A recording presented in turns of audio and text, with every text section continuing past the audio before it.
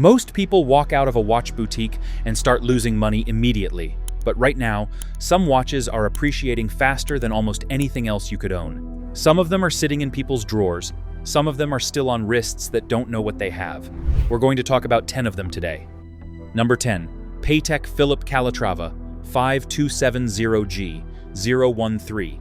There's a kind of watch the market hated for years, then can't get enough of. The Calatrava 5270G013 is one of those watches. Collectors called it the chin when it launched, pointing at the extended lower case that broke the symmetry of every Calatrava before it. Watch forums lit up. The general verdict was that Patek had made a mistake. That reaction turned out to be one of the best things that ever happened to anyone who bought one. When demand is weak at launch, Patek doesn't flood the market to compensate. They never do. So, the 5270G013 came out in small numbers, sold moderately, and sat in collections without generating the secondary market noise of a Nautilus or an Aquanaut. Dealers didn't scramble for allocations. Nobody lined up outside boutiques. The watch existed quietly. And then, something shifted. The watch that collectors dismissed as ugly started appearing on the wrists of the people whose taste the rest of the market tends to follow. Serious collectors. A generation deep in Patek, who recognized that the chin wasn't a flaw. It was the only Patek in the last decade with a distinct design personality, a break from the house's own conventions that required confidence to execute. The Everywatch June 2026 investment guide, drawn from global auction data and dealer feedback, flags the 5270G specifically as a contrarian opportunity for exactly this reason. Low initial collector demand in a manufacturer that never overproduces is not a warning sign. It's a recipe. John Reardon, founder of Collectability, said it plainly in recent months. The biggest shift in Patek collecting right now is increased interest in vintage and modern vintage Patek Philippe watches. The unspoken subtext is that pieces like the 5270G sit precisely at the edge of that category. Not old enough to be vintage yet, scarce enough to start trading like it. The gap between what it cost and what similar Patek complications command when supply closes has been narrowing, and not many people are talking about it yet. What the 5270G is, technically, is a minute repeater with perpetual calendar in white gold, a combination that puts it among the more complicated pieces Patek produces for the standard catalog. The movement inside is the Caliber R227PSQI, manually wound with 58 individual parts in the repeating mechanism alone. At original retail, this watch competed with Patek perpetual calendars and other high-complication references and sold at a disadvantage because its aesthetic was polarizing. That disadvantage, that specific sales history, is now an advantage in the secondary market. Less was made than should have been, because fewer people wanted it than should have. The math on that is straightforward once you see it. Think about the collector who bought this watch in 2019 because she liked the way it looked, not because a forum told her to, not because it appeared on a list. She walked into a Patek boutique with a budget for a Calatrava, got shown the 5270G alongside 3 more conventional references, and chose the weird one. Everyone around her was chasing Nautiluses. She was just paying attention to the object. The 5270G isn't a guaranteed fortune, but it's the kind of watch that teaches a lesson, the hard way or the profitable way, depending on whether you own one. We are done with 10. Number 9 is about something quieter, a watch that's been appreciating under almost complete silence. Before we move on to the next part, let me tell you this. Most people don't realize this, but buying a watch the wrong way can cost you thousands, and you won't even notice it until it's too late. That's why I created a complete insider guide to buying watches. The goal is simple. I'll help you stop guessing and start buying smart. You'll find the guide in the pinned comment and description. Now, let's move on to the next part. Number 9. Omega Aqua Terra 2503.5. Most people watching this video know the Omega Speedmaster. A fair number know the Seamaster. Almost nobody talks about the Aqua Terra, and that's exactly where this entry lives. The first generation Aqua Terra, reference 2503.5, came out in the early 2000s powered by the Caliber 2500. That movement mattered.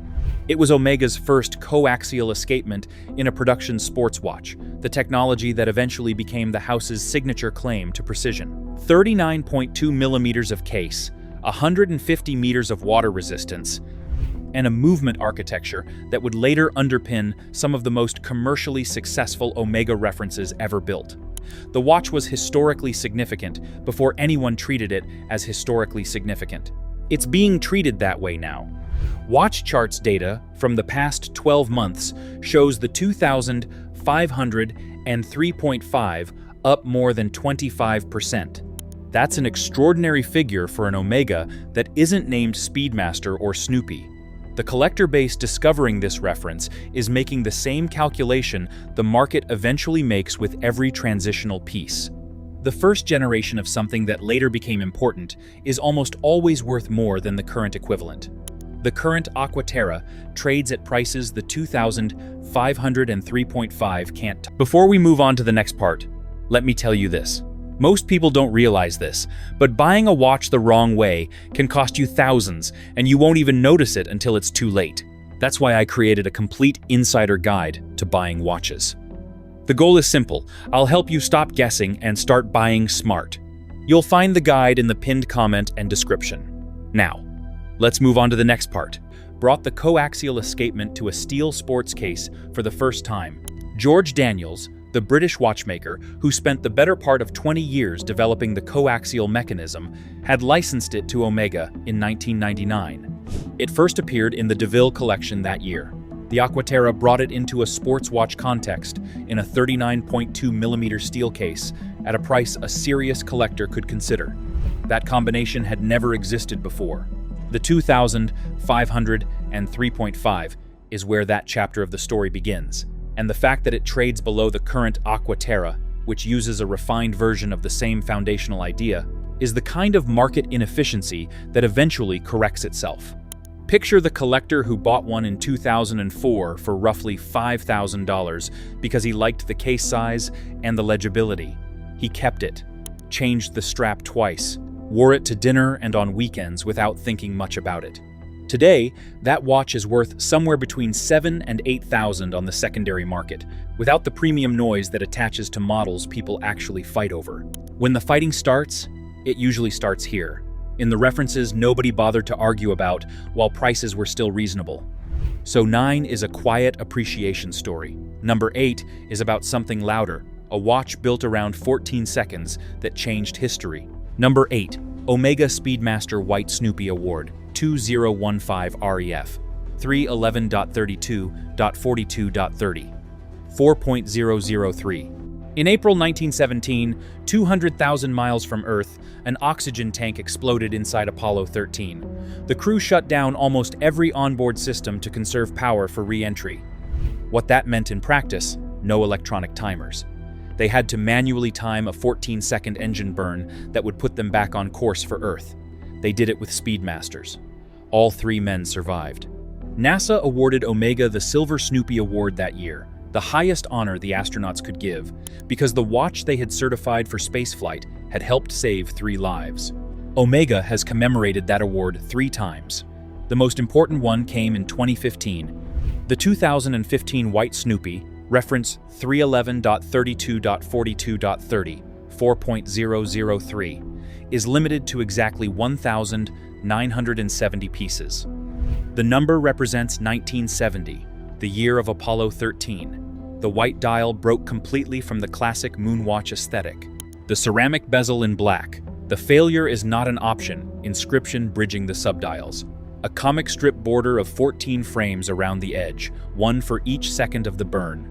It is not a subtle watch. It is also not a watch you can find easily. When Phillips Auction House sold an example in 2023, it hammered at $38,500 against an original retail price of roughly $9,500, 4 times the original cost. I find myself thinking about this particular piece more than most watches on this list, because the story behind it is one of the few in watch collecting that isn't manufactured. Most luxury watches create their heritage after the fact, layering narrative onto objects that were sold for other reasons. This one has the real thing. The 2003 first-generation Snoopy, Ref. 3578.51.0 was limited to 5,441 pieces, a number chosen to match the exact length in seconds of the Apollo 13 mission, 142 hours, 54 minutes, 41 seconds. It barely sold when it launched. Omega's marketing at the time didn't fully tell the Apollo 13 story, so dealers had stock sitting in cases for years. Today, those first-generation examples fetch comparable premiums. But the 2015 White Snoopy, with half the production run and a bolder design, is the one that moves fastest when a clean set comes to market. The person who has one of those 1,970 pieces and is thinking about selling it to fund something else should think again, slowly, several times. NASA history, and a scarce object with a real story. At number 7, we leave space entirely and head to a country most watch collectors still underestimate. Number 7. A. Lange & Söhne Early Lange 1-199-4-2000. On October 24, 1994, the Berlin Wall had been down for 5 years. Walter Lange, great-grandson of the company's founder, stood in Dresden to present 4 new watches to the world. The factory in Glashütte had been leveled by Soviet bombing on May 8, 1945, the last night of the war. In 1948, the Soviets nationalized what remained. The Lange name disappeared from watch dials. Over 46 years passed. The 4 watches Walter Lange presented that October included the Lange 1, an asymmetrical dial with the outsized date, 2 separate discs displaying a 2-digit numeral larger and cleaner than anything else in horology, and the distinctive Big 12. It didn't look like any other watch from any other country. It still doesn't. The early references, particularly the platinum and colored dial variants from 1994 to roughly 2000, have been doing something that Rolex and Patek buyers will recognize, accelerating away from their original prices, while the broader collector market is only starting to understand why.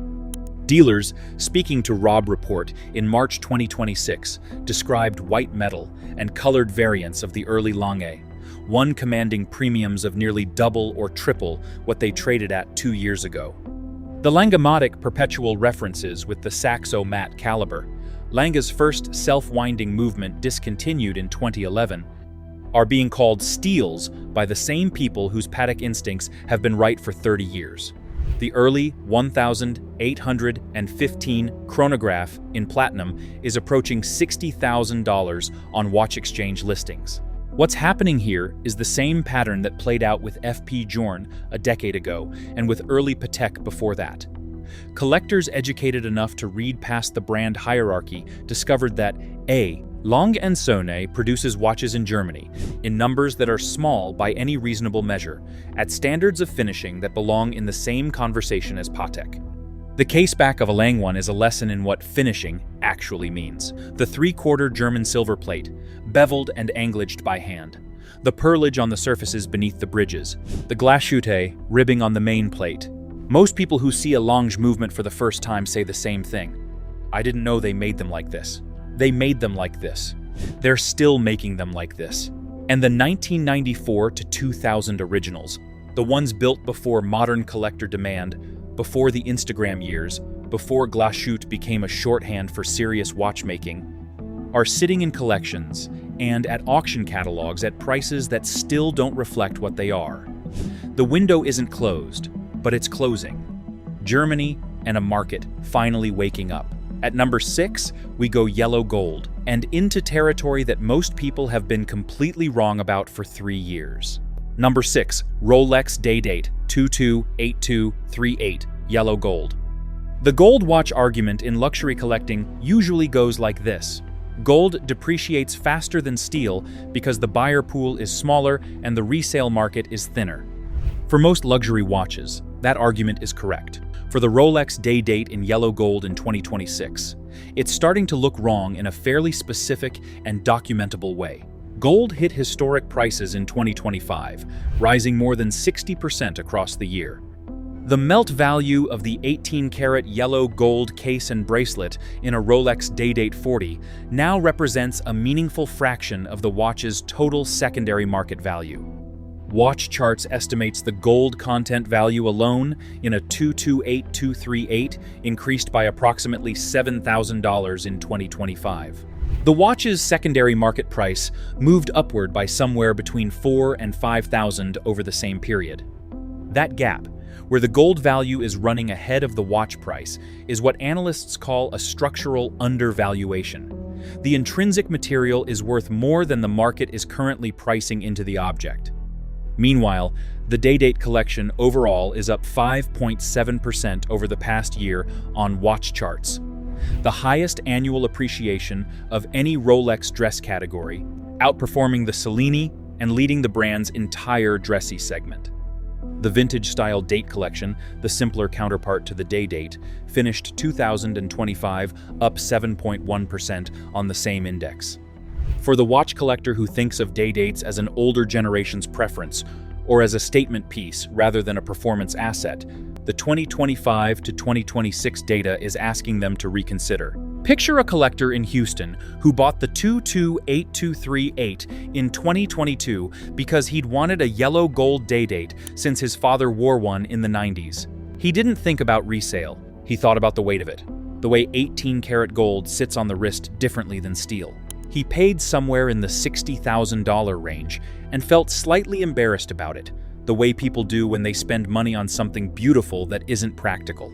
Today, his watch is worth more than he paid. Not because he was clever, because he bought something real and left it alone. The Day-Date in yellow gold, in this specific market moment, combines a rising intrinsic metal value with collector demand recovering after years of the market prioritizing steel sports watches above everything else. The current buyer paying a premium for yellow gold is not paying for flash. They're paying for substance that the secondary market is only beginning to price correctly. And there's one more dimension to this that the forums rarely address.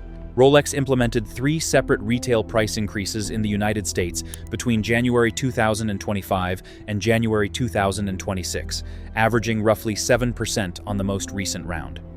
Every time retail goes up, the floor on secondary market pricing for pre-owned examples moves with it. The person who bought at the 2023 price is now sitting further above the current entry point than they were 12 months ago. The Day-Date 228238 is not a watch people associate with compound appreciation. That's exactly why it's on this list. Gold, and an undervaluation story. Number 5 is where we leave the big houses behind and talk about what happens when a watchmaker works in a language the rest of the world is only starting to learn to read. Number 5. FP Journe Chronometer Blue. François-Paul Journe produces somewhere around 900 watches a year. All of them, combined. Every collection, every complication, every reference. The entire annual output of FP. Journe fits comfortably inside a single Rolex shipment to a single major city. That is not a rhetorical point. It's the foundational fact behind why the Chronometre Blue belongs on this list. The Blue launched in 2009. Tantalum case, 40 millimeters, a rare metal with a distinctive blue-gray finish, one of the hardest materials in watchmaking, difficult to machine and nearly impossible to conventionally scratch. The movement underneath is a manually wound caliber in solid 18-karat rose gold bridges, not gold-plated. Solid. Every FP. Journe movement is built this way. It's one of the founding technical commitments of the brand, stated in the house motto, Invenit et fecit. Invented and made. The dial is a rich, saturated blue that gives the watch its name and is itself unusual for a dress chronometer of this category. From 2019 to 2024, the Chronometre Blue moved from approximately $30,000 in the secondary market to $45,000. That's a 50 to 60% appreciation in 5 years, in a period when the broader watch market peaked and then corrected. The Blue appreciated through the correction, because the underlying logic never changed. Fewer than 1,000 total FP. Journe pieces exist in any given year, spread across a dozen references, sold only through a small network of boutiques that operate on relationship-based wish lists rather than public queues. The people who get new Journe watches are people who have been buying Journe watches for years. Everyone else buys secondary market, and the ceiling is not visible from where the floor currently sits. The Chronomètre à résonance. Journe's dual balance complication, the watch that achieved what no modern watchmaker had managed since Christian Huygens theorized it in 1665. Sold at Phillips auction in November 2025 for over 3 million Swiss francs, against an estimate of 150,000 to 250,000. At the November 2025 Geneva auctions, FP Journe averaged 176% of high estimate across the sale. The lesson underneath those numbers is that an entry into the Journe catalog, any entry, even the comparatively accessible blue, is an entry into a world where the ceiling is not visible from the floor. At $45,000 to $50,000 in the current secondary market, the Chronometre Blue is, by the standards of the watches already on this list, arguably the most interesting open position available. Not as a flip, as a hold. There's a difference. The person who bought a Chronometre Blue in 2015 for around $26,000 on the gray market didn't think of themselves as making an investment. They thought they were getting a serious, unusual watch from an independent maker that most of their friends had never heard of. That's usually the profile of the buyer, who ends up very pleased a decade later. The Journe community is small, tight, and almost entirely long-term. When you ask a Journe owner if they'd sell, the answer is almost always some version of, "I'd sell the house first." That's not just affection, it's a rational market position. 900 watches a year and a ceiling nobody has found yet. Number 4 is about a reference whose story ended in 2022 and whose value has been climbing ever since. Number 4. Audemars Piguet Royal Oak Jumbo, 15202 ST. The Royal Oak Jumbo, reference 15202 ST, is the direct descendant of the 1972 original, same 39mm, same 8.1mm of height, same integrated bracelet with brushed and polished finishing that still requires more hand labor than almost any comparable modern watch. The movement inside was the caliber 2121, a micro-rotor automatic movement so thin it makes the whole Royal Oak viable as a dress watch while wearing like a sports watch. Audemars Piguet used a version of that movement in the Jumbo for more than 40 years. They stopped in 2022. When AP discontinued the 15202 ST to mark the Royal Oak's 50th anniversary, replacing it with the 16202 ST, carrying the new in-house caliber 7121, the collector community had a predictable response. Prices surged. The 15202 ST, which had been trading around $22,000 in 2017, climbed to $44,000 by 2019. The 2020 to 2021 demand wave took it above $100,000. The correction brought it back. Today, it trades between $80,000 and over $100,000, depending on condition and service history, on a watch whose US retail price, when it was last available new, was roughly $24,000. The fundamental argument for the 15202 ST is not timing, it's what the watch is. It's the last production Jumbo with the 2121 movement, the movement that, in various forms, traces directly back to the watch. Gerald Genta is said to have designed in a single night before the 1972 Basel Fair. When you buy the 15202 ST, you're buying the last chapter of a 50-year continuous story. There won't be another generation of that. The 16202 is a great watch. It has a better movement by modern standards. But it's a different book entirely. The 15202 ST that a collector acquired as just a nice Royal Oak in 2015 for roughly $25,000 is now worth 3 times that on a normal trading day. That collector probably knew it was a good watch.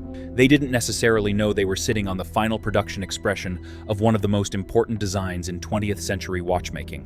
Now they know. And they're not selling either. So, there are discontinued 15202 ST examples on Chrono24 right now, with clean service histories and complete sets. They're asking over $85,000. 3 years ago, similar examples moved in the $50,000 to $60,000 range.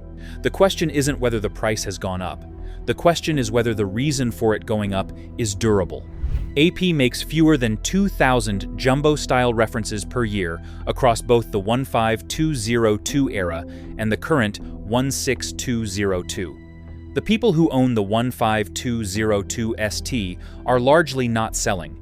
The ones who do sell are typically funding purchases of other high-end references, not of things that depreciate. This is what collector-class watch retention looks like from the inside. 50 years of design and the last expression of a movement. Number 3 is still climbing, and its story might not be finished yet. Number 3, Patek Philippe Aquanaut, 5167A. The Aquanaut launched in 1997 as a deliberately accessible sports watch. Patek's answer to customers who wanted the quality and heritage of the house without the formality of a Calatrava or the complexity of a complications piece. The original Ref, 5060A, came out at a price below the Nautilus, on a rubber strap, in a 35.6mm case. Collectors called it, not kindly, Nautilus Junior. Patek didn't blink. The 5167A is the version that matters now, 40.8mm. The caliber 324 SC, the same self-winding movement inside the 5711 Nautilus. Gyromax balance wheel. Spiromax balance spring in Silonvar, one of the materials Patek uses to resist magnetism and temperature variation in ways conventional alloys can't. Sapphire caseback through which you see the finishing. A rubber tropical strap that is, technically, the first rubber strap Patek ever put on any watch. What happened to the 5167A in the secondary market is one of the cleaner data stories in modern watch collecting. It retails today at $27,257 in the United States. Its secondary market value, as of June 2026, sits at approximately $68,000. That's 152% above retail. Over the past year alone, it appreciated 28.7%, outperforming the watch chart's overall market index by 19.6 percentage points. Over 5 years, it's up 44.7%, while the overall market is down 2.6%. And there are rumors in the trade. Discussions in trade publications as of 2025 were increasingly framing the 5167A as potentially reaching end-of-production territory. Patek has not confirmed anything. But if the 5711 discontinuation in 2021 is any guide, that watch went from $35,000 retail to over $80,000 on the secondary market within months of the announcement. Then the conversation around the 5167A is one worth having well in advance of any formal news. Someone bought a 5167A in 2010 because she wanted a Patek sports watch and the Nautilus waitlist was already several years long. She paid a modest premium over retail on the gray market. She wore it, kept it in good condition, has the full set. Right now, that watch is worth somewhere between 2 and 3 times what she paid. She knows. She's not selling. If you own one of the watches on this list, drop it in the comments. I want to know what people actually have. 152% above retail and possibly running out of production time. Number 2 is a story that happened in real time. This year, in April. Number 2, Rolex GMT Master 2 Pepsi. 126710 BLRO. On the 14th of April, 2026, opening day of Watches and Wonders in Geneva, Rolex removed the GMT Master 2 Pepsi from its catalog. No replacement was announced, no press release, no farewell. The product page for the reference 126710 BLRO simply returned, "This page is not available," within hours of the fair opening. The authorized dealers had already been told weeks earlier that no further deliveries were coming, but most of the world found out on April 14. The market's response was immediate. Chrono24 reported a 500% surge in purchase requests for the 126710 BLRO in the days following the announcement. Watch Charts data showed the reference had already gained nearly 12% in Q1 2026 as discontinuation rumors circulated before confirmation.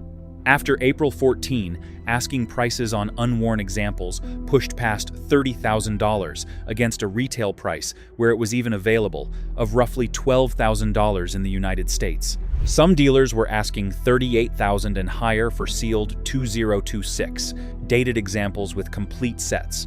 The Pepsi's history matters here. The red and blue GMT master bezel goes back to a 1954 partnership with Pan American World Airways, built specifically to help pilots track 2 time zones, red for day, blue for night. The Cerachrom ceramic version that returned to the permanent collection in steel in 2018 became one of the most coveted watches in modern Rolex production. A steel sports watch commanding multi-year waiting lists at authorized dealers, trading at a steady 80 to 100% over retail through the market correction that took down almost everything else. The ceramic bezel, two-tone, fired at temperatures between 850 and 1300 degrees Celsius, was technically so demanding that production yield was a genuine constraint on supply. That constraint may be exactly why Rolex walked away. And now there's a closed supply. The Hulk, the Green Dial Submariner 116610 LV, was discontinued in 2020 at roughly $14,000 on the secondary market. It had roughly doubled to nearly $30,000 by 2022. The Pepsi starts from a higher floor. Industry analysts are watching it for the same pattern, but noting that unlike the Hulk, there is no same colorway successor in the GMT lineup. The steel GMT now runs Batman, Batgirl, Bruce Wayne, and Sprite. None carry red. That absence matters structurally. The dealer who had 3 Pepsi examples in his inventory on April 13 and decided to hold through the announcement has had a very good spring. The collector who had one and considered listing it in March is quietly grateful he didn't. The biggest discontinuation story of 2026. And yet, number 1 is not the obvious choice. Because the obvious choice is never the most interesting one. Number 1. Rolex GMT Master 2 Batman 126710 BLNR. Wait, hear this out. Every analyst, every forum post, every video made after April 14 said the same thing. The Pepsi is the discontinuation play. Buy the Pepsi. The Pepsi is the story, and they're right. But that consensus creates its own problem. When every sophisticated buyer is already positioned in one reference, the premium has usually already moved. The Batman, reference 126710 BLNR, blue and black Cerachrom bezel on oyster bracelet, is still in production, still trading at a secondary market premium over retail. And quietly, it's become the last remaining steel GMT Master 2 with a 2-tone bezel in the current Rolex catalog. The Pepsi was the benchmark, but the Batman is now the only 2-color option left. The Hulk parallel actually teaches something specific. In 2020, the discontinued watch was the Hulk. The in-production equivalent was the Starbucks, reference 126610 LV. Both went up. The discontinued one went up faster. But the in-production watch that absorbed the collector base of the discontinued reference, the one people bought when they couldn't get the dead one, went up steadily for 2 years and held. That's the Batman's position today. So if the Pepsi is done, the Batman becomes the dual-tone GMT reference for every collector who wanted that specific visual language in a steel sports Rolex. And that collector base is very large. Wait times at authorized dealers for the Batman, already measured in years before April 2026, are not improving.